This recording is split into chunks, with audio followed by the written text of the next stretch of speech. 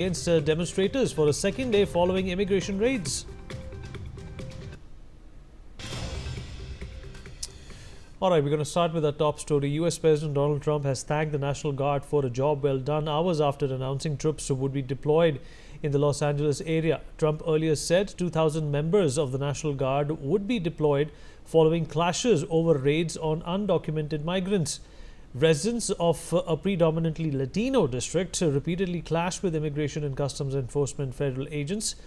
Secretary of Defense Pete Hegseth says that active duty Marines are also on high alert. California Governor Gavin Newsom says that the decision is purposefully inflammatory and one that will only escalate tensions.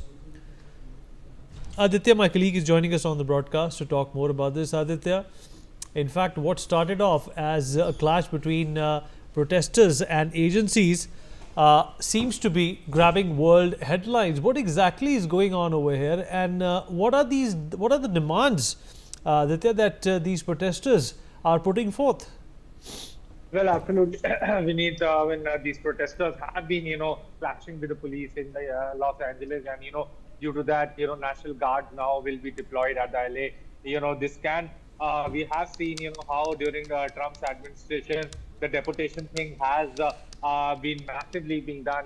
All the foreign nationals who are there living illegally in the United States are being deported back. And Donald Trump has in the past also said that all these illegal aliens who are living in the United States illegally are resorting to crimes, which is making difficult for people in the United States to say. So this can be a sort of a crackdown by the Trump administration on this deportation, on the deportation drive that has been. We have seen that so many nationals of the country, nationals have been deported from US in the past, and now this clash between the protesters and the police in LA reflects the fact that now it needs to be seen how what investigation in this case is led by the police. Yes, Vineet.